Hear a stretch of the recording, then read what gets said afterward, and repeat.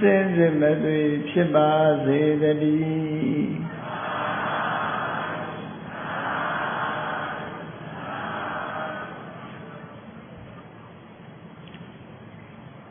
လူနဲ့စကားတတိထားစကားပြောလို့ရှိရင်စကားကောင်းတိုင်းစကားကောင်းမဖြစ်ဘူးတဲ့ကောင်းတဲ့စကားပြောပြီမဲ့လို့မကောင်းတဲ့စကားဖြစ်သွားတတ်သေးတယ်ဒါကြောင့်မို့စကားပြောပြီဆိုတဲ့အခါသို့မဟုတ်တရားဟောပြီဆိုတဲ့အခါပုဂ္ဂိုလ်ရွေးချယ်ပြီးတော့ပြောလူတိုင်းကိုပြောတဲ့စကားကောင်းဟာစကားကောင်းမဖြစ်ဘူးလို့မြတ်စွာဘုရားကတတိပေးဆုံးမတဲ့အနေနဲ့သုတ်တန်တစ်ခုကိုဟောကြားထားတာရှိတယ်ပေါ့အဲ့ဒီသုတ်တန်ကိုဒုက္ခထာသုတ်တန်စကားကောင်းမဖြစ်ဘူးလို့ကောင်းတဲ့စကားပင်ဖြစ်စေကမူပုဂ္ဂိုလ်နဲ့အဝင်ခွင်ကြမဖြစ်ဘူးဆိုရင်စကားကောင်းမဖြစ်နိုင်ဘူးတဲ့ဒါကြောင့်မို့လူရဲ့အခြေအနေကိုကြည့်ပြီးတော့စကားကောင်းတော်မှပုဂ္ဂိုလ်နဲ့လိုက်အောင်နားထောင်သူနဲ့လိုက်အောင်ပြောနိုင်မှစကားကောင်းလို့ဒီလိုသတ်မှတ်တာဒါလည်းလူလောကမှာနေစဉ်နဲ့ပြောဆိုဆက်ဆံနေကြတော့မိမိပြောတဲ့စကားရဲ့အောင်မြင်မှုထိရောက်မှုအကျိုးသက်ရောက်မှုရှိအောင်ဘယ်လိုစကားမျိုးကိုဘယ်လိုပုဂ္ဂိုလ်ကြဘယ်လိုစကားမျိုးကိုပြောသင့်တယ်ဆိုတာမှတ်သားသင့်တာပေါ့လောကလူတွေဟာတဦးနဲ့တဦးဆက်ဆံတဲ့အခါမှာအပြောနဲ့ဆက်ဆံကြရတာများအဲ့တော့အပြောနဲ့ဆက်ဆံကြရတဲ့အခါမှာမြတ်စွာဘုရားကအပြောနဲ့ပတ်သက်ပြီးတော့လည်းပဲစိကံချက်ထားဖို့ဆိုတာသွန်သင်ဆုံးမဩဝါဒပေးထားတာရှိတယ်မြတ်စွာဘုရားကိုကိုးကွယ်တယ်ဆိုတာဘုရားသွန်သင်ဆုံးမချက်တွေကိုရရှိဖို့အတွက်ကိုးကွယ်ရမြတ်စွာဘုရားရဲ့ချီးမြှင့်မဆာမှုကိုခံယူလို့၍ကိုးကွယ်ကြတာမဟုတ်ဘူးတကုရှင်ရဲ့ချီးမြှင့်မဆာမှုကိုခံယူလို့၍ကိုးကွယ်တာမဟုတ်ဘူးမြတ်စွာဘုရားရဲ့အဆုံးအမပြောသင့်တာနဲ့မပြောသင့်တာခွဲခြားသိဖို့အတွက်မြတ်စွာဘုရားကိုကိုးကွယ်ကြအဲ့တော့စကားအရာနဲ့ပတ်သက်လာလို့ရှိရင်အင်မတန်မှအရေးကြီးတယ်စကားပြောပြီဆိုလို့ရှိရင်မာနကိုပြောဖို့လိုတယ်ဟုတ်တာကိုပြောဖို့လိုတယ်ပြောတဲ့အခါမှာလည်းပဲအချိန်ကိုက်ပြောဖို့လိုတယ်တင့်တော်တဲ့အချိန်မှပြောဖို့လိုတယ်မတင့်တော်တဲ့အချိန်မှမပြောသင့်ဘူးပြောတဲ့ဆိုတဲ့အချိန်မှလည်းယဉ်ကျေးသိမ်မွေ့စွာပြောဖို့လိုတယ်ဒေါသနဲ့မပြောသင့်ဘူးရိုင်းဆိုင်စွာမပြောသင့်ဘူးဆိုတဲ့မြတ်စွာဘုရားရဲ့ဆုံးမတဲ့အချက်တွေလူချင်းဆက်ဆံတဲ့အခါမှာအမြဲတမ်းအရေးပါတယ်လို့မိသားစုအတွင်းမှာတော့မှမိဘနဲ့သားသမီးညီကိုမောင်နှမအချင်းချင်းမိတ်ဆွေတင်ကအချင်းချင်းအပြောမတတ်အဆိုမတတ်ဘူးဆိုလို့ရှိရင်လူမုန်းခံရတတ်တယ်ပေါ့ဒါကြောင့်မို့ပြောတတ်ဆိုတတ်ဖို့လိမ္မာရေးချရှိဖို့တဦးနဲ့တဦးဆက်သွယ်တဲ့အခါမှာအပြောဆိုနဲ့ဆက်သွယ်ရတာဖြစ်သောကြောင့်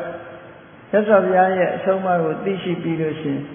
စကားအရာမှာလိမ္မာရေးချရှိသူဆိုတဲ့ပုဂ္ဂိုလ်မျိုးဖြစ်အောင်ကြိုးစားအထောက်ကြရတာဖြစ်တယ်။အပြောတဲ့စကားလို့ဆိုတာကိုမြတ်စွာဘုရားက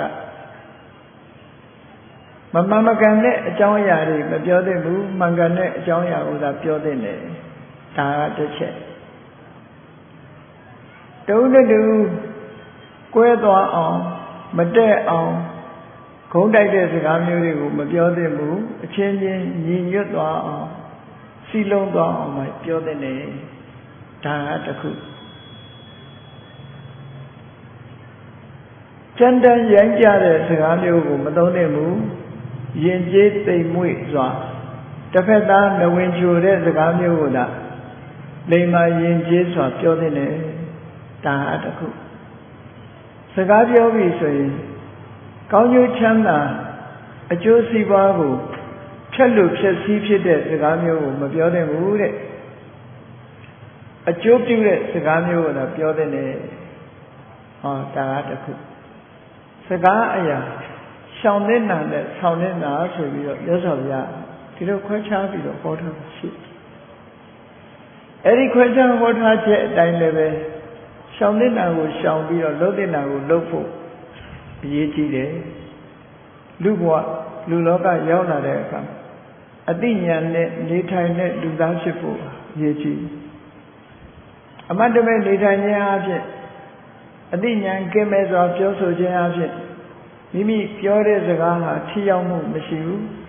အကျိုးသက်ရောက်မှုကောင်းတဲ့အကျိုးသက်ရောက်မှုမရှိဘူးဆိုတာမျိုးဖြစ်နိုင်တယ်ဒါကြောင့်မို့ဒီကနေ့ဟောမယ့်မြတ်စွာဘုရားရဲ့လူနဲ့စကားတတိထားဆိုတာ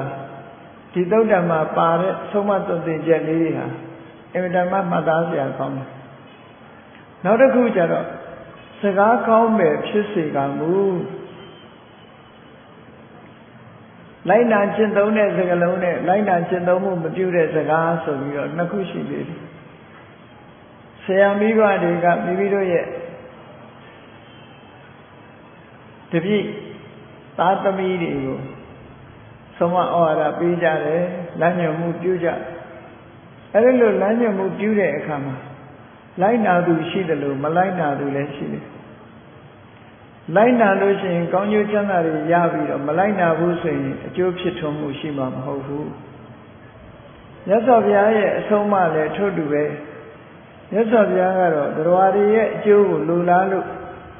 အကျိုးရှိရာကျိုးရှိကြောင်းအဆုံးအမဩဝါဒကိုဟောကြားဆုံးမတော်မူခဲ့တာဖြစ်တယ်သို့တော်ဘုရားအဆုံးအမကိုလိုက်နာတဲ့ပုဂ္ဂိုလ်ရှိတယ်လို့မလိုက်နာတဲ့ပုဂ္ဂိုလ်လည်းရှိတယ်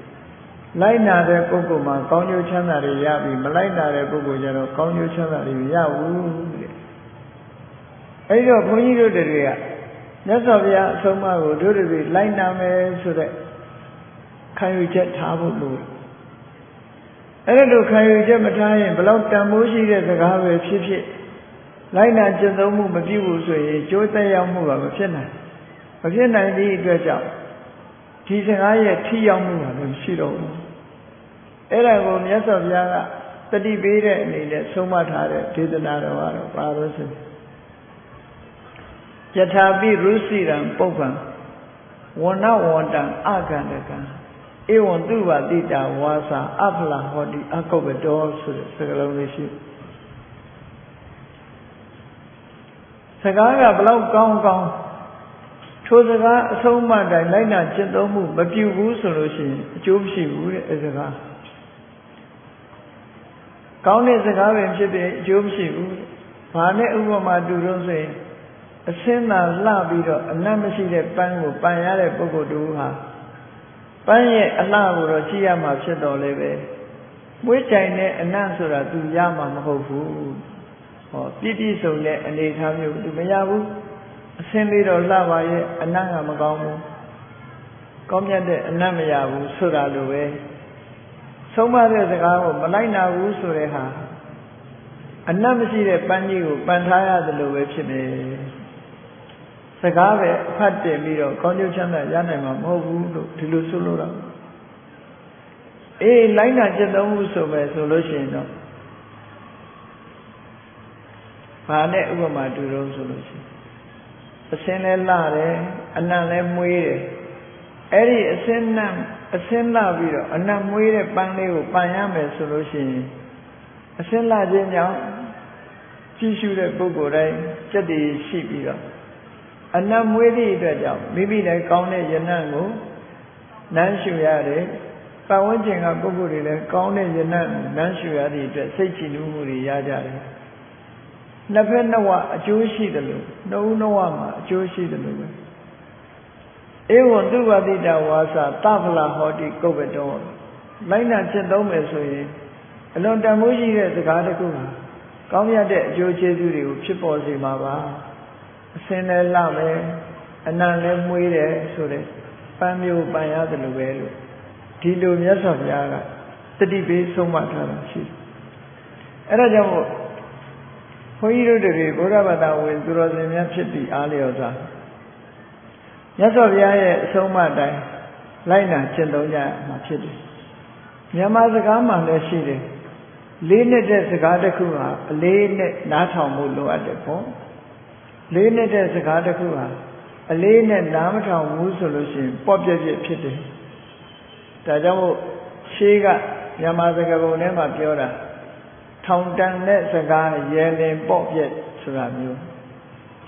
စကားတစ်ခုကထောင်တန်ပြီးတော့တန်ဖိုးရှိတဲ့စကားမျိုးပဲဖြစ်စေရဲသွမ်းတွေးလို့ရှိရင်ထိုစကားရဲ့တန်ဖိုးဟာရောကျသွားနိုင်တယ်ဒါကြောင့်မို့အလေးနဲ့မှတ်သားရမယ့်နေရာမှာအလေးနဲ့မှတ်သားဖို့လိုအပ်တယ်နောက်တစ်ခုကတော့ပြောကြသေးတယ်တကယ်ကိုတန်ဖိုးရှိတဲ့အရာတစ်ခုဟာတန်ဖိုးရှိတဲ့နေရာကိုအသုံးချမှသာလေတကယ်တန်ဖိုးဆိုတာတက်လာမှာဖြစ်တယ်ဂါထာပေးတေးဖြစ်တဲ့နော်အမှန်တမ်းတန်ဖိုးရှိတဲ့ဂါထာတစ်ခုဟာလိုက်နာကျင့်သုံးလို့ကောင်းတဲ့ဂါထာတစ်ခုသချင်းလုပ်ပြီးတော့ဆိုပြလိုက်လို့ရှိရင်တန်ဖိုးဟာရောကျသွားတယ်ဒီလိုလဲဆိုတာရှိတယ်အေးဒါကြောင့်မို့စကားလို့ဆိုတဲ့အတိုင်းပဲဘလောက်ပဲကောင်းတဲ့စကားပဲဖြစ်ဖြစ်နားထောင်တဲ့ပုဂ္ဂိုလ်လိုက်နာတဲ့ပုဂ္ဂိုလ်နဲ့အဝင်ခွင်ကြဖြစ်ဖို့လိုအပ်တယ်ဒါကြောင့်မို့လူနဲ့စကားတတိထားဖို့လိုအပ်တယ်ပေါ့စကားပြောတိုင်းဟာကိုပြောတဲ့စကားဟာဘလောက်ကောင်းတဲ့စကားပဲဖြစ်ဖြစ်ကိုပြောတဲ့စကားကိုနားထောင်နေတဲ့ပုဂ္ဂိုလ်ဟာဘယ်လိုပုဂ္ဂိုလ်မျိုးလဲဆိုတာကြိုတင်ပြီးတော့သိထားတဲ့နဲ့ပေါ့အဲ့ဒါလို့မဟုတ်လို့ရှိရင်ကိုပြောတဲ့ထောင်တန်စကားသို့မဟုတ်သိမ့်ချီတန်တဲ့စကားတန်းချီတန်တဲ့စကားဟာပေါ့ပြက်ပြက်ဖြစ်သွားနိုင်တယ်ပေါ့အသုံးမဝင်ဖြစ်သွားအေးဒါကြောင့်မို့စကားပြောပြီးဆိုရင်လူတိုင်းဒီမြတ်စွာဘုရားရဲ့အဆုံးအမကိုတတိယပြီးဒီပုဂ္ဂိုလ်ကပြောတဲ့ပုဂ္ဂိုလ်လားဒီပုဂ္ဂိုလ်ကမပြောတဲ့ပုဂ္ဂိုလ်လားမပြောတဲ့ပုဂ္ဂိုလ်ဆိုမပြောနဲ့တန်ဖိုးရှိတဲ့စကားတွေအလဟတဖြစ်မယ်ပြောတဲ့ပုဂ္ဂိုလ်ဆိုမှပြောမှသာလေကိုပြောတဲ့စကားရဲ့ထိရောက်မှုအကျိုးသက်ရောက်မှုဆိုတာဖြစ်ပေါ်လာမှာဖြစ်တယ်ဆိုတာအလေးနဲ့ထားပြီးတော့စဉ်းကျင်စဉ်းစားကြရအောင်ဒုက္ခထာသုတ်တံမှာမြတ်စွာဘုရားကပုဂ္ဂိုလ်၅မျိုးခွဲခြားပြီးတော့ဟောထားတာရှိတယ်ဒီနေရာမှာပုဂ္ဂိုလ်၅မျိုးခွဲခြားဟောတာဒီစัจ จิပုဂ္ဂိုလ်2ဦးကိုအတွဲလိုက်ပုဂ္ဂိုလ်10မျိုးကိုအတွဲလိုက်လုပ်တဲ့အခါကျတော့ပုဂ္ဂိုလ်5ဦး5မျိုးဖြစ်တယ်ပေါ့နံပါတ်1အတွဲကပါလဲလို့ဆိုရင်တရားတရားမရှိသူနဲ့တရားတရားရှိသူဒါကပထမနံပါတ်1အနေနဲ့တရားတရားရှိတဲ့ပုဂ္ဂိုလ်ကတရားတရားမရှိတဲ့ပုဂ္ဂိုလ်ရဲ့တရားတရားရှိတဲ့ပုဂ္ဂိုလ်ရဲ့ဒီပုဂ္ဂိုလ်2မျိုးဟာခွဲခြားတာကိုပြောမဲ့ပုဂ္ဂိုလ်ဟာဘယ်လိုပုဂ္ဂိုလ်မျိုးလဲဆိုတာသိတာအဲ့တော့ဒီနေရာမှာတရားတရားလို့ဆိုတာဘယ်လိုဟာကိုခေါ်တာတော့ဆိုတရားတရားဆိုဒီမှာကောင်းတဲ့ဘက်ကိုစိတ်ဝင်စားတယ်ကောင်းတဲ့အရာကိုလှုပ်ချင်ကိုင်ချင်စိတ်ရှိတယ်ကုသိုလ်ရေးရာစိတ်ဝင်စားတယ်အဲ့ဒီလိုပုဂ္ဂိုလ်မျိုးတရားတရားရှိတဲ့ပုဂ္ဂိုလ်လို့ဒီလိုဆိုလို့တရားတရားမရှိတဲ့ပုဂ္ဂိုလ်ဆိုတာအဲ့ဒီအခြေအနေမျိုးမရှိဘူးစိတ်ကြည်လင်ခြင်းမရှိဘူးယုံကြည်မှုမရှိဘူးဒါတွေကိုအလေးနဲ့မထားဘူးမစဉ်းစားဘူးဆိုတဲ့ပုဂ္ဂိုလ်ကတူဒီကိစ္စအလေးနဲ့ထားတယ်စဉ်းစားတယ်တန်ဖိုးထားတယ်ဆိုတဲ့ပုဂ္ဂိုလ်ကတစ်မျိုးအဲ့ဒီပုဂ္ဂိုလ်2မျိုးကိုရှေးဥစွာမှတ်သားထားရဒီပုဂ္ဂိုလ်ဟာကောင်းတဲ့ဘက်ကိုစိတ်ဝင်စားတဲ့ပုဂ္ဂိုလ်လားကုသိုလ်ရေးရစိတ်ဝင်စားတဲ့ပုဂ္ဂိုလ်လားကုသိုလ်ရေးရစိတ်မဝင်စားတဲ့ပုဂ္ဂိုလ်လားလို့ဆိုတာဒီနှစ်ခုကိုခွဲခြားပြီးဒီနှစ်ဦးကိုခွဲခြားသိတာလို့ဒါကနံပါတ်1နံပါတ်2ကျတော့လောကမှာပုဂ္ဂိုလ်တွေအတူနဲ့တူမတူတော့ဒုက္တိလ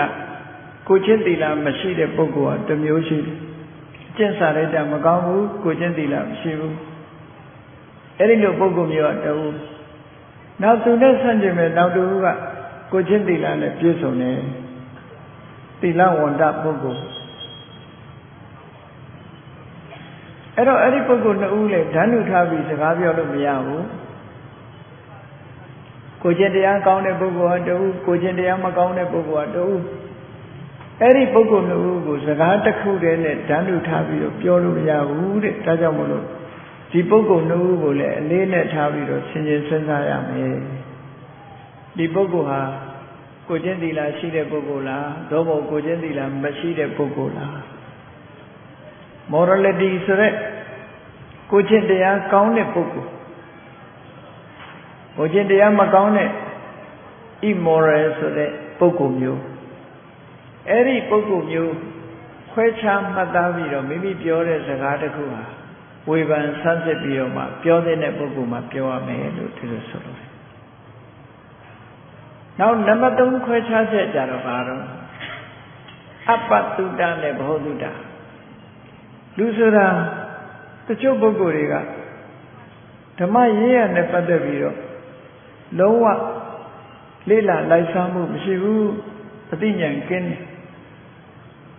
တရားဓမ္မနဲ့ပတ်သက်ပြီးတော့လေးလာတာမရှိဘူးမှတ်သားထားတာမရှိဘူးနာယူထားတာမရှိဘူးဒီပြင်ဘက်မှာဘ ਹੁ တုတ္တရှိရင်ရှိမယ်တရားဓမ္မနဲ့ပတ်သက်လာလို့ရှိရင်လုံးဝဘ ਹੁ တုတ္တမရှိတဲ့ပုဂ္ဂိုလ်မျိုးလည်းရှိတယ်နောက်တစ်ဖက်ကကြည့်လိုက်လို့ရှိရင်ဘ ਹੁ တုတ္တတရားဓမ္မနဲ့ပတ်သက်လာလို့ရှိရင်ဇာဝနာဝမှတ်မှတ်ရရလေ့လာဆင်ခြင်သုံးသပ်ထားတဲ့အသိပညာကျွယ်ဝတဲ့ဘ ਹੁ တုတ္တကျွယ်ဝတဲ့ပုဂ္ဂိုလ်မျိုးလည်းရှိတယ်အဲ့တော့တုတ္တမရှိတဲ့ပုဂ္ဂိုလ်နဲ့တုတ္တရှိတဲ့ပုဂ္ဂိုလ်ဒီနှစ်ဦးကဒီနှစ်ဦးကိုစကားတစ်မျိုးတည်းပြောလို့ရှိရင်ပုဂ္ဂိုလ်တူအတွက်စကားကောင်းဖြစ်ပေမဲ့လို့နောက်တူအတွက်စကားကောင်းဖြစ်ချင်မှဖြစ်မယ်။ဒါကြောင့်မို့လို့ဒီပုဂ္ဂိုလ်နှစ်ဦးကိုလည်းခွဲခြားမှတ်သားပြီးတော့မှစကားကိုပြောရမှာဖြစ်တယ်ပေါ့။ဒီလိုဆိုတာပေါ့နော်။ဟောနောက်နံပါတ်4ကျတော့ဘာလို့ဆိုရင်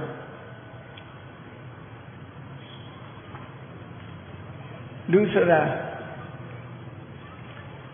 အပေကံရရောသူရှိတယ်လို့နှမျောတွန့်တုံသူလည်းရှိတာကိုရှိတာဘယ်သူကမှမတရားဘူးဆိုတဲ့လူမျိုးတွေလည်းရှိအဲ့ဒီလူမျိုးတွေကိုမစ္စရိလို့ခေါ်တယ်ကိုတယောက်တည်းကောင်းစားဖို့တခုတည်းပဲကြည့်မယ်နောက်ဆုံးမှကိုမိသားစုတဲ့တောင်မှပဲမိသားစုတောင်မတရားတဲ့ပုဂ္ဂိုလ်မျိုးရှိသေးတယ်အဲ့ဒီလိုမစ္စရိဆိုတဲ့နှမျောတွန့်တူတဲ့ပုဂ္ဂိုလ်မျိုးကတူနောက်တစ်ခုကျတော့စာကဝါဆွန့်လွတ်တတ်တဲ့ generosity ရက်ရောတဲ့ပေးခြင်းကမ်းခြင်းနဲ့သူများအရေးကိုကြည့်တယ်နှမျောတွန့်တူမှုမရှိဘူးဆိုတဲ့ပုဂ္ဂိုလ်မျိုးကတော့အဲ့တော့နှမျောသူနဲ့မနှမျောသူဒီပုဂ္ဂိုလ်နှစ်ဦးကိုလည်းပဲစကားတစ်မျိုးတည်းပြောယုံနဲ့ဒီစကားဟာစကားကောင်းမဖြစ်နိုင်ဘူးတဲ့ပုဂ္ဂိုလ်လိုက်မှတ်သားထားဖို့လိုအပ်တယ်ကိုယ်စကားပြောတဲ့ပုဂ္ဂိုလ်တယောက်ဟာနှမျောတွန့်တူတဲ့ပုဂ္ဂိုလ်လားသို့မဟုတ်စွန့်လွတ်အနစ်နာခံတတ်တဲ့ပုဂ္ဂိုလ်မျိုးလားဆိုတာကိုကြည့်ရမယ်အဲ့ဒါမှကြည့်ပြီးတော့မှစကားပြောရမယ်သူဆိုနောက်တစ်ခုပြောရမယ်ဆိုရင်နံပါတ်5ကပုဂ္ဂိုလ်တို့ကဒုပညာအသိပညာမရှိတဲ့ပုဂ္ဂိုလ်မျိုးကတစ်မျိုးရှိတယ်ဘယ်ကိစ္စမှမဆိုဆင်ញင်စဉ်းစားတတ်မှုမရှိဘူးအသိပညာမရှိဘူးအဲ့ဒီအသိပညာလုံးဝမရှိတဲ့ဆင်ញင်တုံတရားကင်းမဲ့တဲ့ပုဂ္ဂိုလ်မျိုးကတစ်မျိုးနောက်တစ်ခုကျတော့ပညာဝန္တအရာရာမှာဆင်ញင်စဉ်းစားပြီးတော့ခွဲခွဲခြားခြားသိတတ်တဲ့အသိပညာရှိတဲ့ပုဂ္ဂိုလ်ကတစ်မျိုးလို့အဲ့ဒီပုဂ္ဂိုလ်နှမျိုးဟာလည်းပဲစကားတစ်မျိုးတည်းသူတို့နှစ်ဦးလုံးအတွက်အကျိုးဖြစ်မှာမဟုတ်ဘူးဒါကြောင့်မို့လို့ခွဲခြားပြီးတော့သိရမယ်လို့အစုလိုက်ကြတော့ပုဂ္ဂိုလ်5မျိုးတဦးစီခွဲလိုက်တဲ့အခါပုဂ္ဂိုလ်10မျိုးလို့ဒီလိုဆိုတာပေါ့နော်အဲ့တော့တရားတရားမရှိသူနဲ့တရားတရားရှိသူ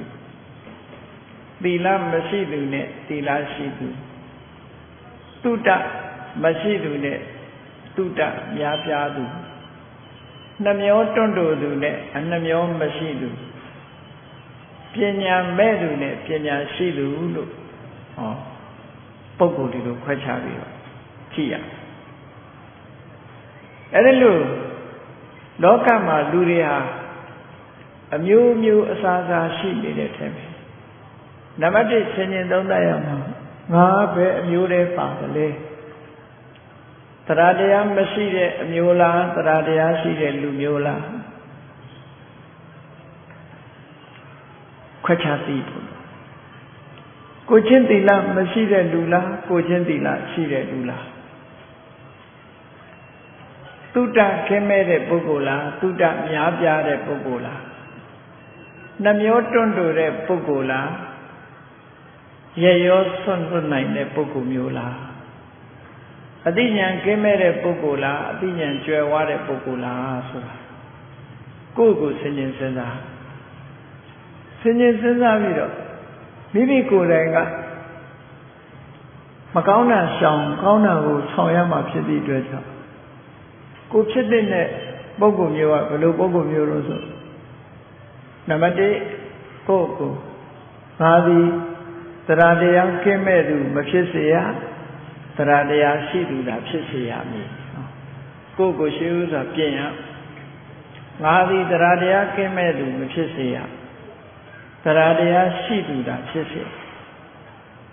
နံပါတ်2ငါသည်ကိုချင်းသီလမရှိသူမဖြစ်စေရကိုချင်းသီလနဲ့ပြေဝသူသာဖြစ်စေရမည်နောက်တစ်ခုကနံပါတ်3ကငါသည်ဘဟုတုတခင်းမဲ့သူမဖြစ်စေရဘဟုတုတကျွယ်ဝသူသာဖြစ်စေရမည်ငါသည်နှမျောတွန့်တိုသူမဖြစ်စေရရေရောသူပေးကမ်းတတ်သူသာဖြစ်စေရမည်နံပါတ်5ကျတော့ငါသည်ပညာခင်းမဲ့သူမဖြစ်စေရပညာရှိသူသာဖြစ်စေရဒါကိုယ့်ကိုနံပါတ်1ပြင်ရ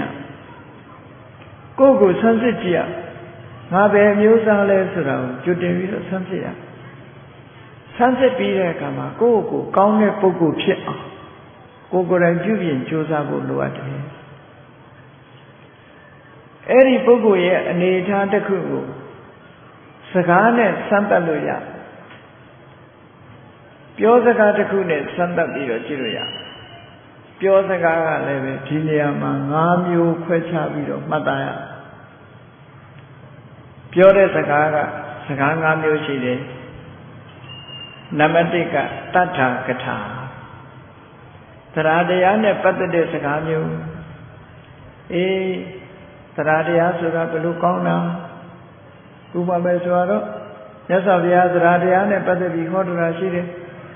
တတ္တိတဝိတံပုရိသတ္တသစ္ထံလောကမှာပုဂ္ဂိုလ်တူတယောက်ရဲ့အမြတ်ဆုံးဥစ္စာဆိုတာတရားတရားပဲတရားတရားဟာအကောင်းဆုံးဥစ္စာနဲ့အလားတူတူတယ်လို့တရားကိုချီးမွမ်းပြီးတော့ဟောကြားတယ်မြတ်စွာဘုရားအာလောကပိလူကြီးကမေးတဲ့အခါမှာကိန္တုဒဝိတံပုရိသတ္တသစ္ထံလောကကြီးမှာတဲ့ပုဂ္ဂိုလ်တူတယောက်ရဲ့အကောင်းမြတ်ဆုံးချီးမွမ်းတိုက်ဆုံးပစ္စည်းဥစ္စာဆိုတာဘာပါလဲလို့ဆိုတော့မြတ်စွာဘုရားကတရားတရားပဲလို့ဖြေတယ်။ဘာဖြစ်လို့တော့ဆိုတော့တရားရှိလို့ကုသိုလ်ကောင်းမှုပေါ်မှာစိတ်ဝင်စားလို့ကုသိုလ်ကောင်းမှုတွေလုပ်ပြီးဆိုရင်ဒီပုဂ္ဂိုလ်ဟာအတိုင်းအဆမရှိတဲ့ချမ်းသာကြွယ်ဝမှုကိုရရှိနိုင်တာကိုတန်တရားမှာမဆင်းရဲတဲ့ပုဂ္ဂိုလ်ချမ်းသာကြွယ်ဝတဲ့ပုဂ္ဂိုလ်ဟာတရားတရားကိုအခြေခံပြီးတော့ရတာ။ဒါကြောင့်မို့တရားတရားနဲ့ပတ်သက်ပြီးတော့မြတ်စွာဘုရားကဟောတယ်ဒီလိုဟောတာ။နောက်တစ်ခါတရားဆိုတာမျိုးစေ့နဲ့တူတယ်တဲ့။ဘယ်လိုမျိုးစေ့နဲ့တူတော့ဆို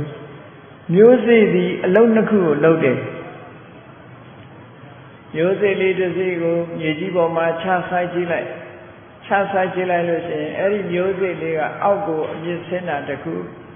အပေါ်ကိုအညောက်ကလေးတက်လာတာတစ်ခုနှစ်ခုရှိတယ်အမြင့်ဆင်းတာကတစ်ခုအပေါ်အညွန့်တက်တာတစ်ခုနှစ်ခုရှိတယ် အဲ့ဒါလိုပဲတရားတရားရှိတဲ့ပုဂ္ဂိုလ်ဟာကိုချင်းသီလကောင်းခြင်းဆိုတဲ့အမြင့်တွယ်မှုရဲ့သမထဝိပဿနာဆိုတဲ့အစစ်မြင့်တဲ့တရားကိုကျင့်ကြံကြိုးကိုအထုတ်ခြင်းဆိုတဲ့အညွန့်ရဲ့ဟောဒီနှစ်ခုတရားတရားကဖြစ်ပေါ်စေတယ်တရားတရားဖြစ်ပေါ်ဒါကြောင့်မို့တရားဆိုတဲ့မျိုးစိတ်တွေကသီလဆိုတဲ့အမြင့်ကလေးဆင်းလာပြီးတော့သမထဝိပဿနာဆိုတဲ့အညွန့်ကလေးတွေတက်လာတာတက်စီတာဒါကြောင့်မို့လို့တရားဟာမျိုးစိတ်နဲ့တူတယ်လို့ရသော်ဗျာမတိဖို့တိလို့ဆိုတဲ့အမတမကောင်းမြတ်တဲ့အရာသာရှိတဲ့ဓမ္မရတ္တကိုခံစားခြင်းလို့ရှိရင်တရားဆိုတဲ့မျိုးစိတ်ကိုမိမိရင်ထဲမှာစိုက်ပျိုးရမှာဖြစ်တယ်ပေါ့ဒါကြောင့်မို့မြတ်စွာဘုရားကတတ္ထာဖိသံတရားဆိုတာမျိုးစိတ်ပဲလို့ဟောတရားအကြောင်းကိုချီးမွမ်းပြီးတော့ဒီလိုဟောကြားနောက်တစ်ခုဆိုမြတ်စွာဘုရားဟောတာတတ္ထာဟထောမဟတနောတရားတည်းဟူသောလက်ရှိတဲ့ပုဂ္ဂိုလ်ဟာချမ်းသာကြွယ်ဝလေလူကျင်တယ်တန်းကျင်တယ်ပေးကျင်တယ်ကမ်းကျင်တယ်ဆိုတဲ့ရက်ရောတယ်ကြည်နူးတယ်ဆိုတဲ့ကံကံရည်ကျိုးကိုယုံကြည်တယ်စိတ်ကြည်နူးတယ်ဆိုတဲ့ကုသိုလ်ကောင်းမှုပေါ်မှာစိတ်ဝင်စားတယ်ဆိုတဲ့တရားတရားဟာလက်နဲ့လားတရံတူတယ်လောကမှာ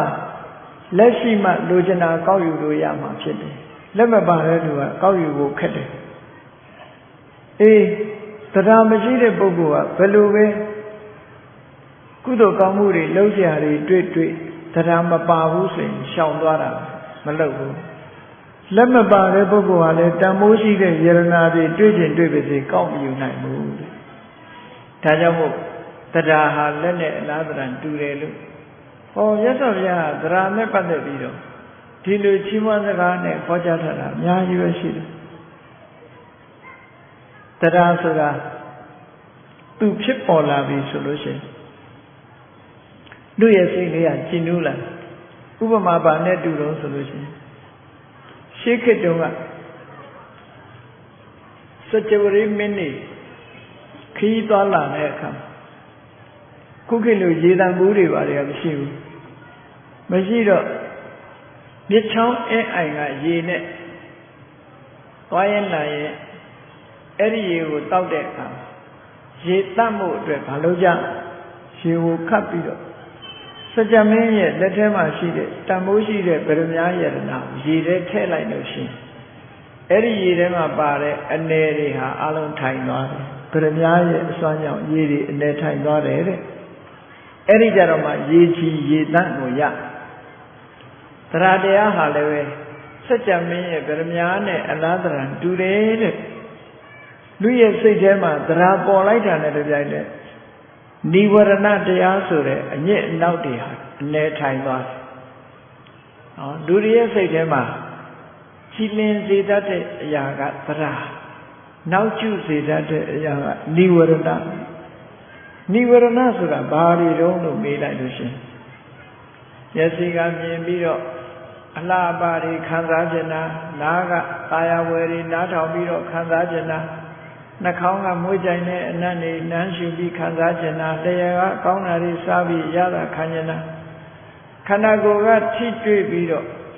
အရသာခံကြတာလို့ဆိုတဲ့ကာမဂုဏ်အာယုန်တွေနဲ့ပတ်သက်ပြီးတော့လိုချင်တောင့်တမှုဆန္ဒဖြစ်နေတဲ့ကာမိဆန္ဒလိုချင်မှုလောဘတွေလွှမ်းမိုးနေတဲ့အချိန်အဲ့ဒါဟာစိတ်ဟာညှဉ်းနှွမ်းနေတာပဲလို့ဆိုအဲ့ဒီကာမဂုဏ်အာယုန်တွေပေါ်မှာလိုချင်တန်တဖြစ်နေတဲ့လောဘဆိုတဲ့အညစ်အကြေးကိုအနေထိုင်သွားအောင်ဘယ်သူကလုပ်လို့ရတော့ဆိုဟောဒီကုသိုလ်ကောင်းမှုပေါ်မှာစိတ်ဝင်စားတဲ့တရားတရားလေးဝင်လာလိုက်တာနဲ့တပြိုင်နက်အဲ့ဒီအကုသိုလ်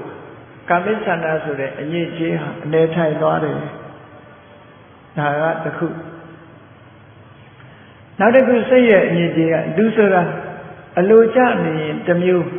အလိုမကျဘူးဆိုလို့ရှိရင်ဆိုပါစို့ကလေးတွေစိတ်ကောက်နေပြီဆိုရင်ထမင်းကျွေးလို့လည်းမရဘူးနော်ချော့စိတ်ပြေသွားပြီဒီအောင်ချော့ကြအဲ့ဒါလိုပဲလူတွေရဲ့စိတ်ထဲမှာလည်းအလိုမကျဖြစ်နေပြီစိတ်ကောက်နေပြီဆိုရင်ဗျာပါဒဆိုတဲ့ဒေါသတရားကလွှမ်းမိုးထားအဲ့ဒီဗျာပါဒဆိုတဲ့ဒေါသတရားဟာစိတ်ရဲ့အညစ်အကြေးတစ်ခုပဲ အဲ့ဒီစိတ်ရဲ့အညစ်အကြေးကိုလည်းသူ့တဏ္ဍာနဲ့မှတရားဆိုတာလေးဖြစ်ပေါ်လိုက်တာနဲ့တကြိုင်နဲ့စိတ်အလိုမကျတာတွေအကုန်ပျောက်သွားပြီးတော့အနေထိုင်ပြီးတော့ကြည်လင်သွားတယ်စัจ जा မင်းရဲ့ဗရမ ्या ယရဏထည့်လိုက်တာနဲ့ရေလေးဟာကြည်သွားသလိုကြည်သွားတယ်လို့ဒီလိုဆိုတာ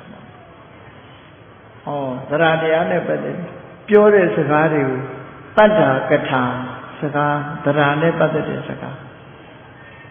သုတ္တန်တကူမှာဆိုရင်မြတ်စွာဘုရားကတတ္တာသာဓုပဋိဋ္ဌိတာ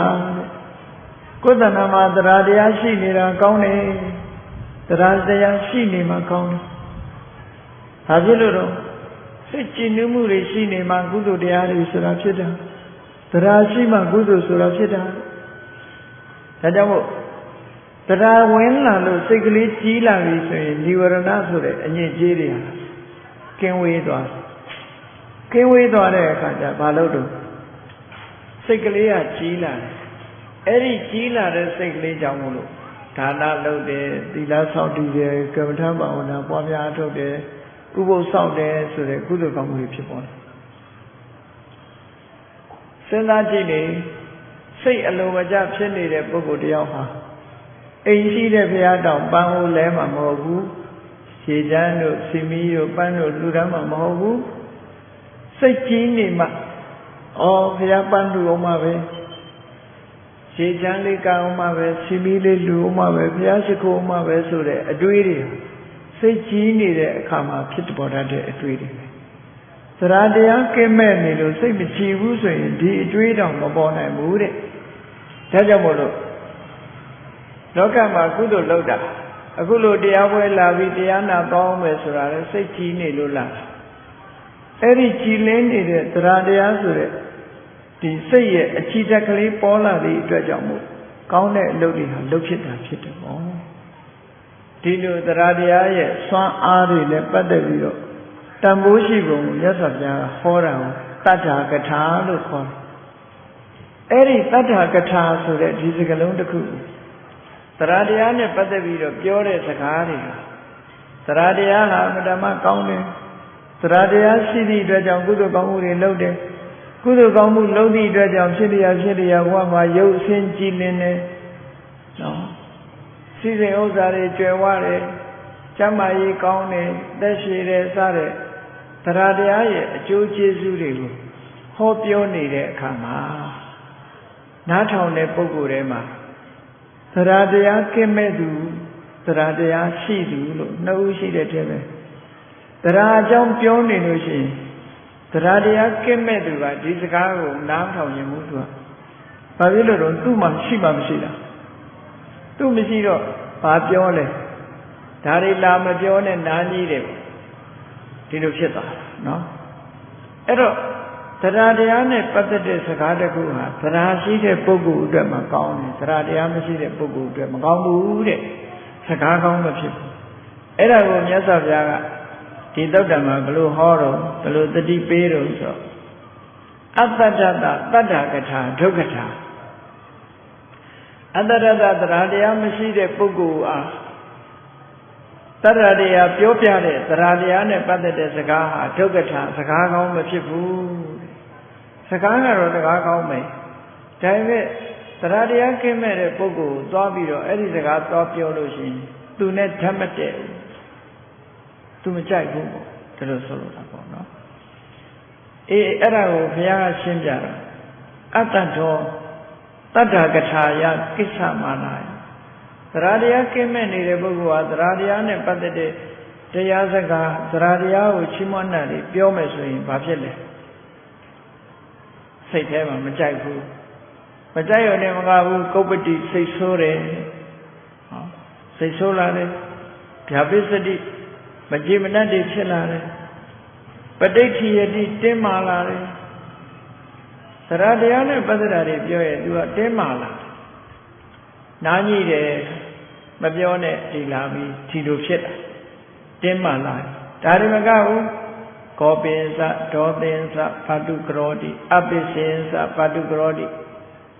စိတ်ဆိုးတာမကြည်မနှက်ဖြစ်တာဒါတွေပါသူကထုတ်ပေါ်လာနှုတ်ကလည်းထုတ်ပြောခြင်းပြောလာမယ်မျက်နှာကြီးကတင်းရင်တင်းလာမယ် ဒီလိုတွေမကျင့်တတ်တာတွေကိုဖော်ပြလာနိုင်မယ်တဲ့ဘာဖြစ်လို့သရတရားမရှိတဲ့ပုဂ္ဂိုလ်ဟာသရတရားနဲ့ပတ်သက်တဲ့စကားကိုနားမထောင်နိုင်တာလေလို့ဆိုလို့ရှိရင်တဲ့အဲ့ဒီကောင်းမြတ်တဲ့အရေးချင်းတစ်ခုဖြစ်တဲ့သရဆိုတဲ့စွမ်းအင်လေးအရေးချင်းလေးတစ်ခုသူ့တဏ္ဍာမှာသူမတွေ့ဘူးသူ့တဏ္ဍာမှာသူမရှိဘူးမရှိသည့်အတွက်ကြောင့်မရှိတာကိုပြောနေတဲ့အခါသူ့မရှိတဲ့ဂုဏ်ကြီးကိုချီးမွမ်းပြောနေတဲ့အခါမှာအဲ့ဒါကြောင့်သူပီတိသောမနတာမဖြစ်နိုင်ဘူးတဲ့ပီတိပမောဇ္ဇနှစ်ချိုက်ခြင်းဝမ်းမြောက်ခြင်းဆိုတာမဖြစ်ဘူးဒါကြောင့်မို့သူ့စိတ်ထဲမှာမကြေမနပ်မနှစ်မြို့တာမဖြစ်သည့်အတွက်ကြောင့်အတ္တပြတ္တတတ္ထာကထာဒုက္ခထာဟောသူမကြေမနပ်ဖြစ်တယ်ဒါကြောင့်မို့သရတရားမရှိတဲ့ပုဂ္ဂိုလ်နာသွားပြီးတော့သရတရားနဲ့ပတ်သက်တဲ့စကားပြောလို့ရှိရင်သူ့မှာနှစ်ချိုက်ကျေနပ်မှုမရှိသည့်အတွက်ကြောင့်စကားကောင်းမဖြစ်ဘူးမကြားခြင်းလို့ထသွားခြင်းနဲ့သွားမယ်တားမြစ်ခြင်းနဲ့တားမြစ်မယ်အဲ့တော့ပြောတဲ့စကားဟာအဆုံးသတ်ခြင်းမှလည်းတတ်ရဒီလိုဆိုလိုတာပေါ့အဲ့တော့စကားကောင်းမဖြစ်တော့ဘူးလို့ရသော်ဘုရားကဒါကြောင့်သရတရားနဲ့ပတ်သက်တဲ့တတ္ထာကထာမျိုးကိုပြောမယ်ဆိုလို့ရှိရင်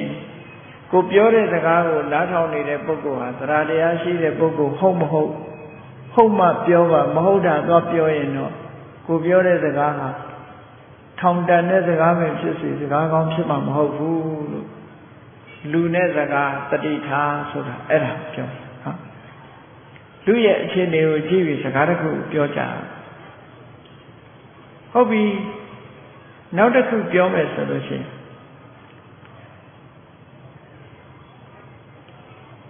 တရားတရားရှိတဲ့ပုဂ္ဂိုလ်ကိုတရားနဲ့ပတ်သက်တဲ့စကားကိုပြောမယ်ဆိုလို့ရှိရင်တော့စကားကောင်းဖြစ်ပါတယ်ဒါကြောင့်မို့တတ္တတတ္တကထာသူကထာတရားတရားရှိနေတဲ့ပုဂ္ဂိုလ်ကိုတရားတရားနဲ့ပတ်သက်တဲ့စကားဟာစကားကောင်းဖြစ်တယ်ဘာကြောင့်စကားကောင်းဖြစ်တာတော့ဆိုတရားတရားနဲ့ပတ်သက်တဲ့စကားကိုပြောလို့ရှိရင်တရားတရားရှိတဲ့ပုဂ္ဂိုလ်ကသူ့ကိုချီးမွမ်းနေတယ်လို့ခံစားရတယ်ဒါကြောင့်မို့လို့သူ့မှာရှိတဲ့တရားတရားတွေအကြောင်းပြောလာလို့ရှိရင်သူကနားဆိုင်ပြီးတော့ထောင်းတယ်ဒီဟာနဲ့ပတ်သက်ပြီးမကြေမနပ်မဖြစ်ဘူးနော်မကြေမနပ်မဖြစ်ရုံနဲ့မကဘူးအဲ့ဒီတရားဆိုတဲ့ကောင်းမြတ်တဲ့အရေးချင်းတွေသူ့တဏ္ဍာမှာသူရှိထားတာဖြစ်တော့ကြောင့်ဒီစကားကြားလိုက်ရရင်ပဲသူကပီတိတွေပမောဇ္ဇတွေဝမ်းမြောက်မှုတွေနှစ်ချိုက်မှုတွေသူ့တဏ္ဍာမှာဖြစ်လာဒါကြောင့်မို့တရားတရားရှိသူအတွက်တရားနဲ့ပတ်သက်တဲ့စကားဟာစကားကောင်းဖြစ်ပါတယ်လို့မြတ်စွာဘုရားဒီလိုဟောတာဒါကြောင့်မို့တတ္တကထာကိုပြောတော့မယ်ဆိုလို့ရှိရင်တရားတရားနဲ့ပတ်သက်ပြောမယ်ဆိုရင်တရားတရားရှိတဲ့ပုဂ္ဂိုလ်ထံမှာရွေးပြီးပြောပါတခြားနေရာမှာတရားတရားမရှိတဲ့ပုဂ္ဂိုလ်ကိုသွားမပြောပါနဲ့သွားပြောလို့ရှိရင်အဲ့ဒီစကားရဲ့အကျိုးသက်ရောက်မှုထိရောက်မှုဆိုတာရှိမှာမဟုတ်ဘူးလို့ဒီလိုခွဲခြားပြီးတော့နားလည်ဖို့မြတ်စွာဘုရားဒီလိုဟောတာနော်နောက်တစ်ခါဒီအတိုင်းပဲနောက်စကားတစ်ခုကပါတော့ဆိုသီလကထာကိုကျင့်သီလနဲ့ပတ်သက်ပြီးတော့ပြောတယ်သီလရှိတဲ့ပုဂ္ဂိုလ်ဟာသီလံသက်ခတ္တသောပန္နလူပြည်နတ်ပြည်ဆိုတဲ့ကောင်းတဲ့ဘုံတွေကိုသွားဖို့အတွက်ကိုကျင့်သီလဟာလေကားလိုပဲအင်တမတန်မိုးရှိတယ်ကိုကျင့်သီလရှိလို့ရှိရင်ကိုကျင့်သီလဆိုတဲ့လေကားပေါ်မှာဆောင်းနှန်းထိပ်ကားကြီးကနေတက်သွားလို့ရှိရင်နတ်ပြည်လက်ချမ်းသာဆိုတာအလွယ်ကလေးပဲရတယ်ဒါကြောင့်မို့ကိုကျင့်သီလဟာလွန်တန်မိုးရှိတယ်သီလအကြောင်းလေးပြောလူရဲ့တန်မိုးဟာကိုကျင့်သီလပဲကိုကျင့်တရားကောင်းခြင်းဟာဖျားစုစုချီးမွမ်းအပ်တဲ့တရားတွေဖြစ်လို့အလွန်မဲ့တန်မိုးကြီးမားလာတယ်သီလံယောဂိတလင်္ကာရောသီလံယောဂိတမန္တနံသီလေဟိလင်္ကတောယောဂီမန္တနေအက္ကတံကတောလောကမှာလူတွေစိတ်ရွှေယရနာတွေဆင်ရတယ်အဲ့ဒီစိတ်ရွှေယရနာတွေဟာနော်တခါတရံမှသာတင့်တော်ဆင်လို့လှတယ်လို့ယူဆတယ် အမြဲတမ်းစိတ်ရွှေယရနာဆင်လို့တင့်တယ်တာမဟုတ်ဘူးဘလောက်ပဲစိတ်ရွှေယရနာတွေထင်ဆင်ထားတာလူရဲ့အယုတ်ဆင်းဟာတင့်တယ်လာမှုမရှိဘူးတဲ့အေးဘာစိတ်ရွှေယရနာမှမဆင်ဘူးကိုချင်းသီလရှိတဲ့ပုဂ္ဂိုလ်ကိုကြည့်လိုက်အမြဲတမ်းစက်တည်ရှိနေဒါကြောင့်မို့သီလံယောဂိတ္တသင်္ကာရောကမ္မထာအလုပ်ကိုအားထုတ်နေတဲ့ပုဂ္ဂိုလ်ဟာကိုချင်းသီလပြည့်စုံတာနဲ့တပြိုင်တည်းအစဉ်တစားဆင်ထားသလိုပဲသီလံယောဂိတ္တမန္တနံတကယ်ကိုလှပတဲ့စေတနာတစ်ခုပဲသီလေဟိလင်္ကတောယောဂီမန္တနေအကတံတော်သီလတစားနဲ့ဆင်ထားတဲ့ပုဂ္ဂိုလ်ဟာချီးမွမ်းစရာအလွန်ကောင်းတယ်အစဉ်တစားတွေထဲမှာသီလနဲ့တူတဲ့အစဉ်တစားဆိုတာတူတဲ့အစဉ်တစားမျိုးအခြားမှာမရှိနိုင်ဘူးလို့အဲ့ဒါလို့မြတ်စွာဘုရားသီလနဲ့ပတ်သက်ပြီးတော့ချီးမွမ်းပြောကြားမှုတွေကိုသီလကထာလို့ခေါ်တယ်နော်သီလဟာဘလောက်တန်ဖိုးရှိတယ်ဘလောက်အရေးပါတယ်ဆိုတာကိုထိုသုတ်တန်တွေမှာမြတ်စွာဘုရားသီလံယာဝဆိုတာတာဓုတယ်ကိုကျင့်သီလဆိုတာဟာအိုသည်ထိအောင်ကောင်းတဲ့တရားတစ်ခုပဲနော်အိုသည်ထိအောင်ကောင်းတဲ့တရားတစ်ခုဘယ်လိုကောင်းလုံးလို့ဆိုစဉ်းစားကြည့်လေလောကလူတွေဟာအဝတ်စားဝတ်ကြတယ်မိမိတို့ဝတ်စားတဲ့ဒီဇိုင်းသို့မဟုတ်နော်အသွေးအရာအစင်တစားတစ်ခုဝတ်တယ်ဆိုတာကလေးဝတ်တဲ့အစင်ကတစ်မျိုးလူလက်ပိုင်းဝတ်တဲ့အစင်ကတစ်မျိုးလူကြီးတွေဝတ်တဲ့အစင်ကတစ်မျိုးလူကြီးဝတ်တဲ့အစင်ကိုကလေးလေးဝတ်ရင်ဒီကောင်လေးကယူးကြောင်ရောင်နဲ့တူပါတဲ့အဖိုးကြီးစင်ကြီးအဖွားကြီးစင်ကြီးဝတ်ထားတယ်ဆိုပြောခံမှာပဲနော်တခါအသက်အရွယ်ကြီးတဲ့ပုဂ္ဂိုလ်ကကလေးတွေဝတ်တဲ့အဝတ်မျိုးကိုဝတ်ထားပြန်လို့ရှိရင်အေးဒီဖိုးကြီးကလည်းသေကနီးမှတငယ်ပြန်နေတာလို့ပြောခံရမှာပဲပြောခံရမှာဆိုလိုတာကအဝတ်အစားဆိုတာသူ့အရွယ်နဲ့သူဆင်မှရင်တယ်နော်အရွယ်မရွေးရင်တာမဟုတ်ဘူးကိုကျင့်သီလကြတော့အဲ့ဒါလို့မဟုတ်ဘူးတဲ့ကလေးလေးကစောင့်လဲအော်တော်လိုက်တာကလေးပေါက်စားလေးသီလတွေလုံးကျုံပါပြီတဲ့ချီးမွမ်းခံရ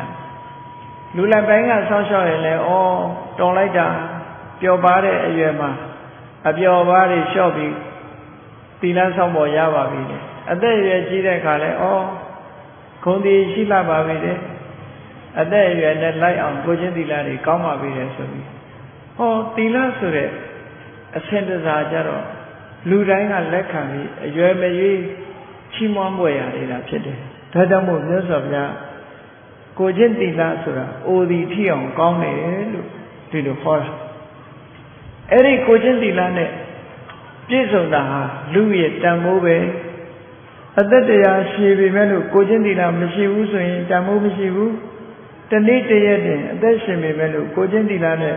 အသက်ရှင်မယ်ဆိုရင်ချီးမွမ်းတိုက်ပါပြီတယ်လို့အဲ့ဒါလို့ကိုချင်းသီလကိုမြင့်တင်ပြီးတော့မြတ်စွာဘုရားဟောထားသာသနေကုလပုဒ္ဒနာပဋိဋ္ဌာနတ္ထိယံဝိတံလောကမှာသာသနာမှာကိုချင်းသီလဖယ်လိုက်လို့ရှိရင်ယတ္တိယဆိုမရှိနိုင်ဘူးဒါကြောင့်မို့ကိုချင်းသီလပေါ်မှာတီမအလုံးကုန်သီးတွေအကုန်တီးဒီလိုဆိုရယ်လောကမှာရနိုင်တဲ့ကုသိုလ်ကောင်းမှုတွေမှန်သမျှကိုချင်းသီလရှိမှရတန်ဖိုးရှိတဲ့ခြေသေးစီဟာတိမ်ကြီးရွှေခွက်မှသာရှိတယ်ဆိုတာလိုပဲတည်နိုင်တယ်ဆိုတာလိုပဲကုသိုလ်ကောင်းမှုတွေဖိုးတန်တဲ့ကုသိုလ်ကောင်းမှုတွေမှန်သမျှကိုချင်းသီလရှိမှကိုချင်းသီလမရှိဘူးဆိုလို့ရှိရင်နော်ဘာနဲ့တူတော့ဆိုရင်ရေမလုံးနဲ့အိုးထဲမှာရေထည့်တယ်လို့ပဲဖြိုကျသွားမှာပဲဒါကြောင့်မို့ကိုချင်းသီလဟာလွန်တန်မှုရှိတယ်လို့ကိုချင်းသီလနဲ့ပတ်သက်ပြီးတော့ဒီလိုဟောတာမြတ်စွာဘုရားကိုချင်းသီလကိုတန်ဖိုးထုံးပြီးဟောတယ်အဲ့ဒါလို့သီလနဲ့ပတ်သက်တဲ့သီလကထာစကားမျိုးတွေကဘယ်လိုပုဂ္ဂိုလ်တွေကမှနှစ်ချိုက်ပြီးဘယ်လိုပုဂ္ဂိုလ်ကမနှစ်ချိုက်တုံးဆိုသီလမရှိတဲ့ပုဂ္ဂိုလ်နာသွားပြီးတော့သီလအကြောင်းတွေပြောမယ်ဆိုမယ်ဆိုလို့ရှိရင်နော်ဒုသီလတသီလကထာဒုက္ခထာသီလမရှိတဲ့ပုဂ္ဂိုလ်ကိုသီလနဲ့ပတ်သက်တဲ့စကားသွားပြောလို့ရှိရင်ဒုက္ခထာစကားကောင်းမဖြစ်ဘူး အဲ့တော့ဘယ်လိုပုဂ္ဂိုလ်မှစကားကောင်းဖြစ်တော်ဆိုရင်သီလဝန္တတသီလကထာဒုက္ခထာသီလရှိတဲ့ပုဂ္ဂိုလ်ရှေ့မှာသီလနဲ့ပတ်သက်တဲ့စကားပြောမှစကားကောင်းဖြစ်တယ်။ဘာကြောင့်လို့ဆိုရင်သီလမရှိတဲ့ပုဂ္ဂိုလ်ကသီလနဲ့ပတ်သက်တဲ့စကားပြောရင်သူစိတ်တူတယ်မလိုချင်ဘူးမနှစ်သက်ဘူးမကြိုက်ဘူးသီလရှိတဲ့ပုဂ္ဂိုလ်ကျတော့သီလအကြောင်းချီးမွမ်းပြောကြားလို့ရှိရင်သူကိုယ်တိုင်ပြည့်စုံတဲ့သီလဆိုတော့အဲ့ဒါမှတန်ဖိုးထားပြီးသီလရှိတဲ့အကြောင်းပြောတဲ့သီလကထာစကားကိုနားထောင်ပြီးသူ့မှာပီတိတွေဖြစ်ရတယ်။ဒါကြောင့်မို့လို့သူ့အတွက်ကတော့စကားကောင်းပဲဒီလိုဆိုတာပေါ့နော်။အေးဒါကြောင့်မို့မြတ်စွာဘုရားကသီလကထာဆိုတဲ့သီလရှိတဲ့စကားသီလအကြောင်းပြောခြင်းတယ်ဆိုလို့ရှိရင်လေသီလရှိတဲ့ပုဂ္ဂိုလ်ကိုပဲပြောပါသီလမရှိတဲ့ပုဂ္ဂိုလ်ကိုသွားမပြောပါနဲ့။သွားပြောလို့ရှိရင်စကားကောင်းမဖြစ်ဘူး။ကိုပြောတဲ့စကားအဆုံးသတ်ခြင်းမှလည်းတတ်မယ်။အပြစ်ပြောခံရရင်လည်းပြစ်ခံမယ်ဒီလိုဆိုလိုတယ်ပေါ့နော်။အေးဒါကြောင့်မို့လို့လူနဲ့စကားဟာအခုလိုပိုင်းခြားပြီးတော့မှတ်သားပြီးစကားဆိုတာစကားကောင်းဖြစ်အောင်ပြောရမယ်ဒီလိုဆိုတာဟောနောက်တစ်ခုကတုတ္တကထာတုတ္တကထာဘုဒ္ဓရဲ့တန်ဖိုးတွေကိုပြောတာတုတ္တဝုထောဘုဒ္ဓဆိုတဲ့လက်နဲ့ကင်ဆောင်ထားတဲ့ပုဂ္ဂိုလ်ဟာအကုသလံပဇေတိကုသလံဘာဝေတိတာဝိသံပရိဝေစေတိအနဝိသံခဏတိတိတုတ္တဆိုတဲ့အကြောင်းမြင်ဘောဓုတလက်နဲ့ကိုင်ဆောင်ထားတဲ့ပုဂ္ဂိုလ်တရားဟာအကုသိုလ်ကိုဖယ်လှန်နိုင်ပြီးကုသိုလ်တရားတွေကိုရယူနိုင်တယ်အပြစ်ကင်းတာတွေကိုရှောင်ကျဉ်ပြီးတော့အပြစ်ကင်းတဲ့တရားတွေကိုရယူနိုင်တယ်တုတ္တဆိုတာအမှန်တမ်းအရေးကြီးတယ်အကောင်းနဲ့အဆိုးအကြောင်းနဲ့အကျိုးခွဲခြားသိပြီးတုတ္တရှိတဲ့ပုဂ္ဂိုလ်ဟာ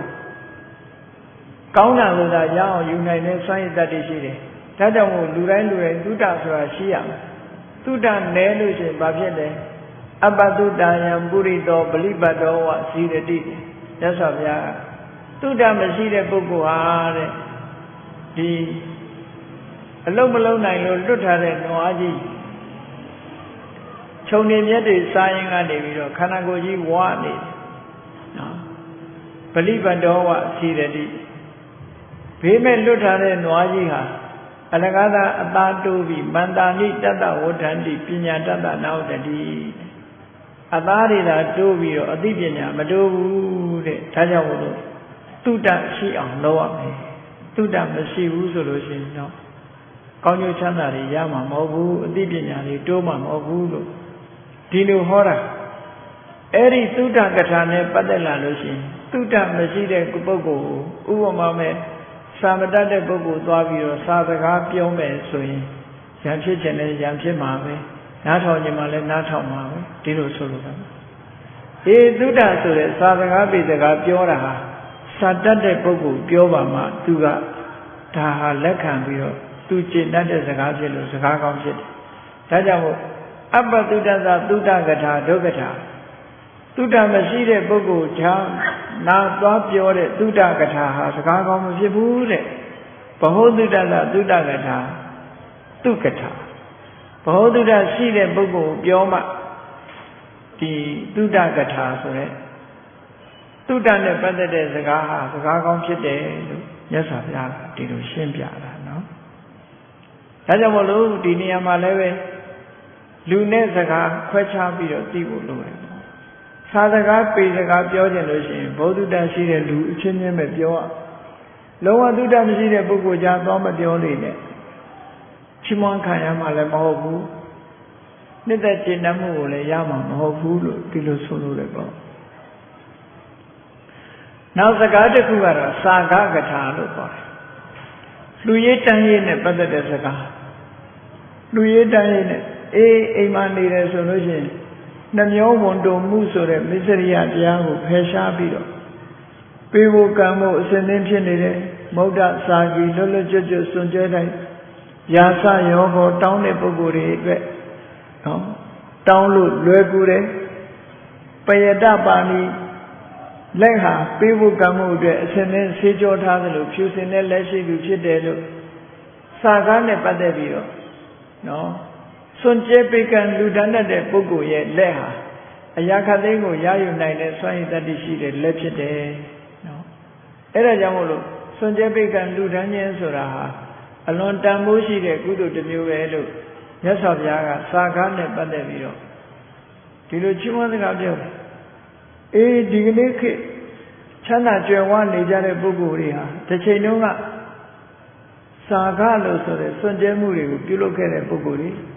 နတ်ပြည်ရောက်ပြီးနတ်ချမ်းသာခံစားနေရတဲ့ပုဂ္ဂိုလ်တွေဟာလည်းစာကားစွန့်ကြဲမှုပြုခဲ့တဲ့ပုဂ္ဂိုလ်တွေကြီးပဲအလွယ်တကူကြွယ်ဝချမ်းသာနေတဲ့ပုဂ္ဂိုလ်တွေလောကမှာရှိတယ်လေဒါကကိုကျိုးစားလို့ကိုချမ်းသာတာပါလို့တချို့ကပြောကောင်းပြောလိုက်ပဲသို့တော့စဉ်းစားကြည့်လေကိုကျိုးစားလို့ကိုရတယ်ဆိုတာမရှိဘူးမဟုတ်ဘူးရှိတယ်သို့တော့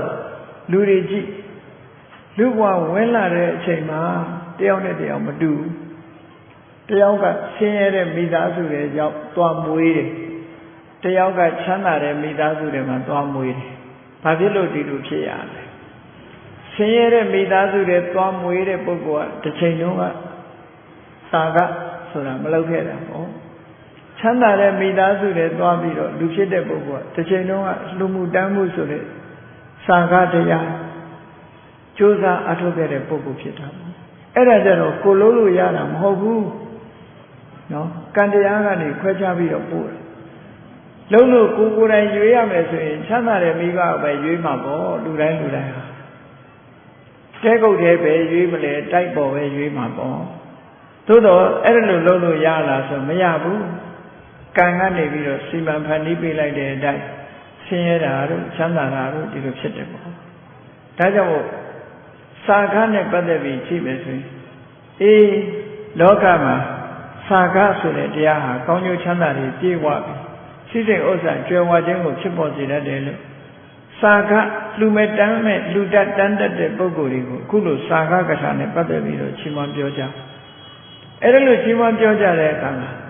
မစ္စရိတစာကားကထာဒုက္ကထာနှမျောဝန်တုတတ်တဲ့ပုဂ္ဂိုလ်ကိုစွန့်ကြဲဖို့ဆိုတာမျိုးသွားပြောလို့ရှိရင်တော့စကားကောင်းမဖြစ်ဘူးတဲ့သူကမှ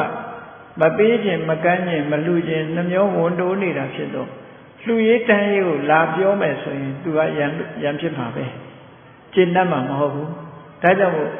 စာကကထာဟာလူတိုင်းအတွက်စကားကောင်းမဖြစ်ဘူးတဲ့ဘယ်လိုပုဂ္ဂိုလ်များစကားကောင်းဖြစ်တော့ဆိုရင်စာကဝတ္တောစာကကထာဒုက္ကထာအေးလူလို့တန်းလို့အမြဲတမ်းရေရောပြီးလူတွေတန်းလေးဝါသနာကြီးတဲ့ပုဂ္ဂိုလ်ကိုလူရေးတန်းရေးနဲ့ပတ်သက်ပြီးတော့ပြောမယ်ဆိုရင်တော့သူလူခဲ့တဲ့စာကတမ္ပရာဆိုတဲ့ဒီကိုချင်းတရားသူလုပ်ခဲ့တဲ့စာကတရားကိုသူကအာယုပြုပြီးတော့ပီတိတွေဖြစ်တယ်ပါမောဇဆိုတဲ့ဝမ်းမြောက်မှုတွေဖြစ်တယ်ဒါကြောင့်မို့အဲ့ဒီပုဂ္ဂိုလ်ပြောမှစာကကထာဆိုတဲ့စကားဟာစကားကောင်းဖြစ်တယ်လို့မြတ်စွာဘုရားဒီလိုဟောတာပေါ့ဟောနောက်ဆုံးတစ်ခုကတော့ဘာလဲပညာကထာအသိပညာရဲ့တန်ဖိုးနဲ့ပတ်သက်ပြီးပြောကြတယ်ပညာဟိတ္ထလောကသမေလောကမှာပညာဟာအကောင်းဆုံးပဲဟောပညာသမားတွေကပညာကိုတန်ဖိုးထားဥစ္စာရဏနဲ့ပညာဘယ်ဟာကကောင်းတယ်ဘယ်ဟာကပိုကောင်းတယ်လို့မေးတဲ့အခါဥစ္စာကပိုကောင်းတယ်လို့ပြောတဲ့လူရှိတယ်ပညာပိုကောင်းတယ်လို့ပြောတယ်သီရိမန္တဆက်မှာမောဟသထာနဲ့ကျန်တဲ့အမတ်ကြီးတွေဆွေးနွေးပြောကြတဲ့အခါမှာမောဟသထာကပညာဟာတန်ဖိုးရှိတယ်လို့ပြောတယ်ကျန်တဲ့အမတ်ကြီးတွေကပညာတဲ့ပိုတန်ဖိုးကြီးတာကပီရိလို့ဆိုတဲ့ဓနကုံ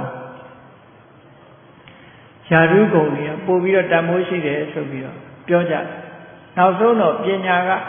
တန်ဖိုးရှိတယ်ဆိုတာကိုလက်ခံလိုက်ရဘာဖြစ်လို့တော့ဆိုရင်လောကမှာ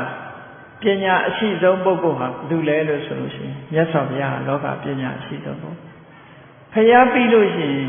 ပထမနေရာရတဲ့ပုဂ္ဂိုလ်ကဘယ်သူတော့ဆိုရင်တကုရှင်မဟုတ်ဘူးပညာရှိတဲ့ရှင်သာရိပုတ္တရာလိုအသိပညာကျွယ်ဝတဲ့ပုဂ္ဂိုလ်မျိုးဟာဖျားပြီးရင်ပထမနေရာမှာရတဲ့ပုဂ္ဂိုလ်တဲ့ဒါကြောင့်မို့လို့ လောကမှာပညာဟာအမတန်မှတန်ဖိုးရှိပညာနရဏံယရဏံအသိပညာဟာလူတို့အတွက်ယရဏပါပဲလို့ဒီလိုပညာကိုတန်ဖိုးထားပြီးတော့လူလောကမှာလည်းကြည့်တယ်ပ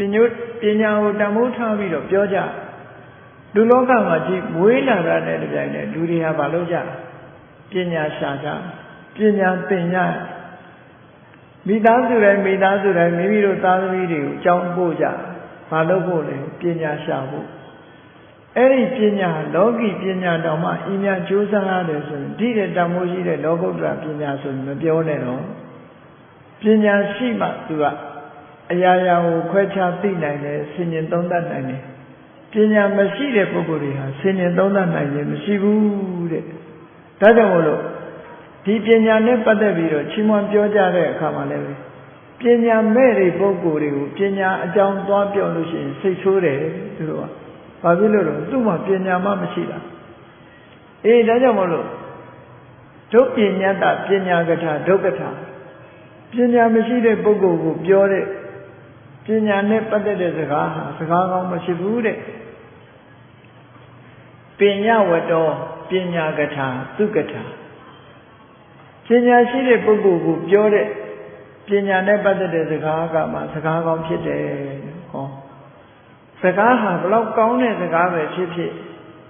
ပုဂ္ဂိုလ်ကကောင်းမှပုစကားကောင်းဆိုတာဖြစ်တယ်ဆိုတာဒီသုတ်တံကဒီလိုမြတ်စွာဘုရားကဟောကြားခဲ့တာဖြစ်ပါတယ်။ဤဒါကြောင့်မို့တရားချစ်ခင်သူတော်စင်ပြိဿအပေါင်းတို့ပုဂ္ဂိုလ်ခွဲခြားပြီးတော့သိဖို့လိုတယ်။ပုဂ္ဂိုလ်၅မျိုးအကျဉ်းအချင်းခွဲခြားသိပဲဆိုရင်ဒီပုဂ္ဂိုလ်ဟာသရတရားရှိတဲ့ပုဂ္ဂိုလ်လားသရတရားမရှိတဲ့ပုဂ္ဂိုလ်လားဒီပုဂ္ဂိုလ်ဟာကိုကျင့်သီလရှိတဲ့ပုဂ္ဂိုလ်လားမရှိတဲ့ပုဂ္ဂိုလ်လားဒီပုဂ္ဂိုလ်ဟာတုဒ္ဒရှိတဲ့ပုဂ္ဂိုလ်လားတုဒ္ဒမရှိတဲ့ပုဂ္ဂိုလ်လားဒီပုဂ္ဂိုလ်ဟာနှမျောဝန်တိုတဲ့ပုဂ္ဂိုလ်လားစွန့်ကြဲမှုရှိတဲ့ပုဂ္ဂိုလ်လားဒီပုဂ္ဂိုလ်ဟာပညာမဲ့တဲ့ပုဂ္ဂိုလ်လားပညာရှိတဲ့ပုဂ္ဂိုလ်လားဆိုတာခွဲခြားသိပြီးတော့တရားနဲ့ပတ်သက်တဲ့စကားသီလနဲ့ပတ်သက်တဲ့စကားစာတုဒ္ဒနဲ့ပတ်သက်တဲ့စကားစာကနဲ့ပတ်သက်တဲ့စကားပညာနဲ့ပတ်သက်တဲ့စကားကိုသီလတရားရှိသူသီလရှိသူတုဒ္ဒရှိသူစာကရှိသူပညာရှိတဲ့ပုဂ္ဂိုလ်မျိုးပြောမှသာလျှင်စကားကောင်းဖြစ်တယ်တဲ့အဲ့ဒါလို့မဟုတ်ဘဲနဲ့တခြားပုဂ္ဂိုလ်သွားပြောလို့ရှိရင်စကားကောင်းမဖြစ်ဘူးလို့မြတ်စွာဘုရားရဲ့သွန်သင်ဆုံးမချက်ကိုနာယူမှတ်သားကြဖို့အေးတရားချစ်ခင်သူတော်စင်ပြိဿပေါင်းတို့ဒုက္ခထာသုတ်လာမြတ်စွာဘုရားရဲ့သွန်သင်ဆုံးမချက်ဟာမိမိတို့ရဲ့နေ့စဉ်ဘဝမှာကိုပြောတဲ့စကားဒီတန်မိုးရှိတဲ့စကားတစ်ခုဖြစ်ဖို့ရာအတွက်လူနဲ့စကားခွဲခြားပြီးတတိထထဖို့အရေးကြီးတယ်ဆိုတာကိုနာယူမှတ်သားကြပြီးမိမိပြောတဲ့စကားဒီစကားကောင်းမှဖြစ်တော်လဲ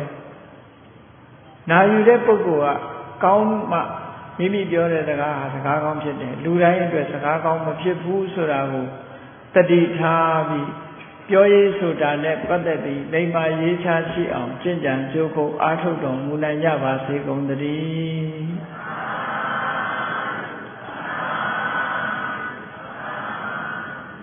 မေတ္တာပို့ရအောင်တတ္တဝါများစွာ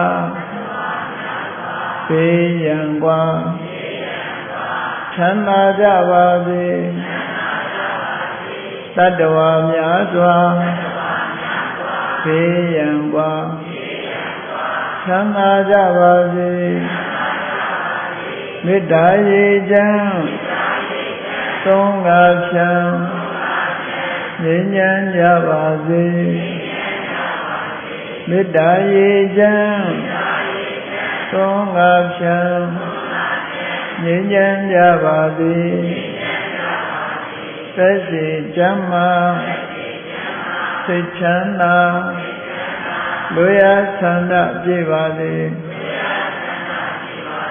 သက်ရှိချမ်းသာစိတ်ချမ်းသာလူရဆန္ဒပြည့်ပါစေဖုံလန္တဒုက္ခပင်ကစားမေတ္တာပုံနေတုသင်္ကမမနောတရတိတဝိတံဘဝယန္တုဒုက္ခနကမေတ္တာပုံနေတုသင်္ကမစုပေါင်းပုအမေတ္တာတဟုရောင်မြူပဝင်းမွေလာမင်းနှင့်ရောင်ခြင်းရှက်ယုံပေါင်းဆောင်ရခြင်းကြောင့် သဗ္ဗေတံခြင်းမဲ့ဩသုံးလုံးစုံများစွာတတ္တဝါတို့၏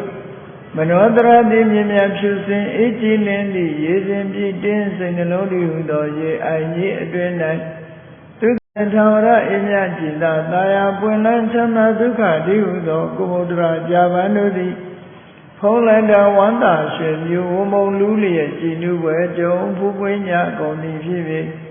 သူကဏကလေးအောင်လေးတဲ့ရောရှက်သင်ပြပီတိတည်ဟူသောယနန်တို့သည်ဘဝရန်သူကောင်းစွာမဲ့တွေကြိုင်လိုက်၍နေကြပါစေကုန်တည်း